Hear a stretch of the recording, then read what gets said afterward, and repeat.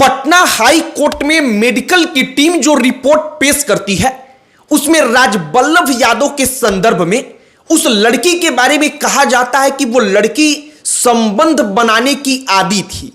कहने का मतलब कि उसको आदत था कि वो कहीं जाए तो संबंध बनाए, और पटना हाई कोर्ट इस दलील को स्वीकार करता है और राजबल्लभ यादव को बरी कर देता है।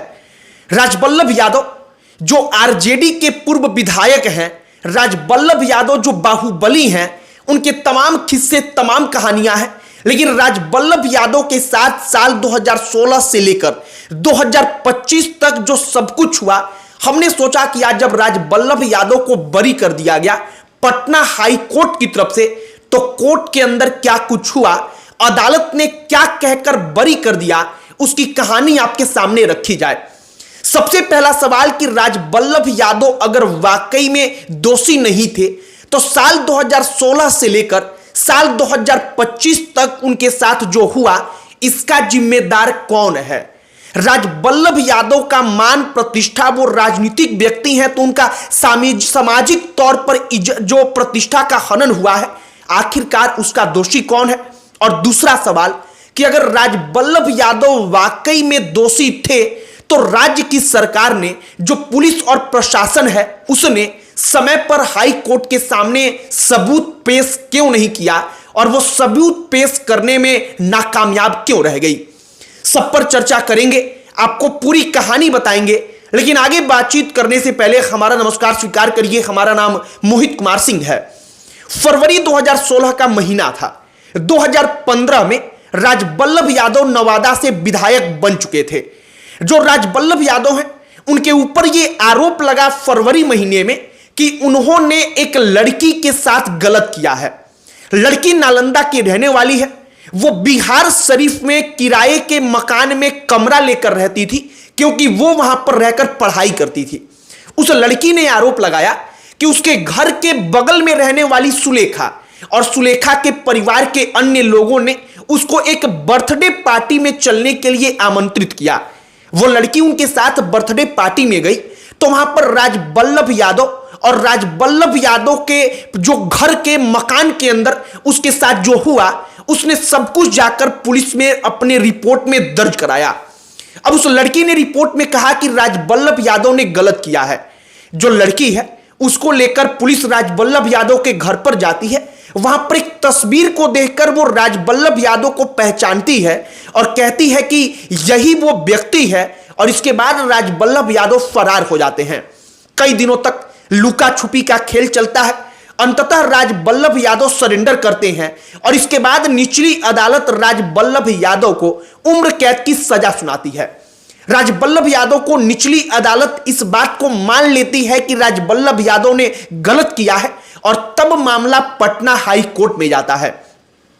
पटना हाई कोर्ट में राजबल्लभ यादव के अब जो वकील हैं वो अपील करते हैं, और इसके बाद जरा उन फहरिस्तों को आप सुनिए जो वहां पर सबूत के तौर पर पेश किए गए।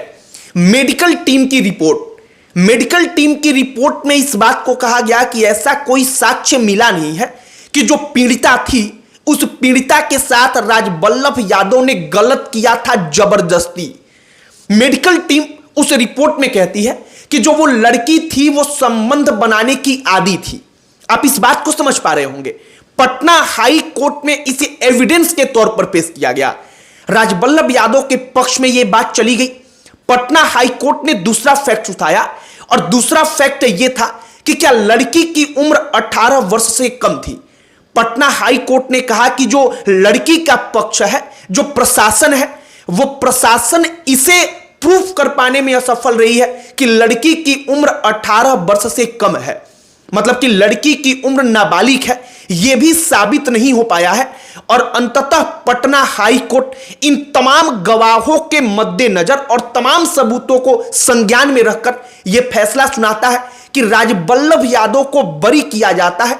जो अन्य आरोपी थे उनको भी बरी किया जाता है और इनको तत्काल जेल से रिहा किया जाए, इनको तत्काल जेल से बाहर निकाला जाए।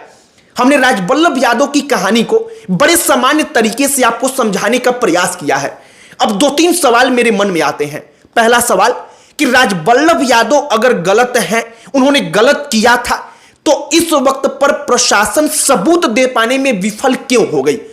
प्रशासन ने सबूतों को जुटाने का अपना पूरा का पूरा प्रयास क्या नहीं किया?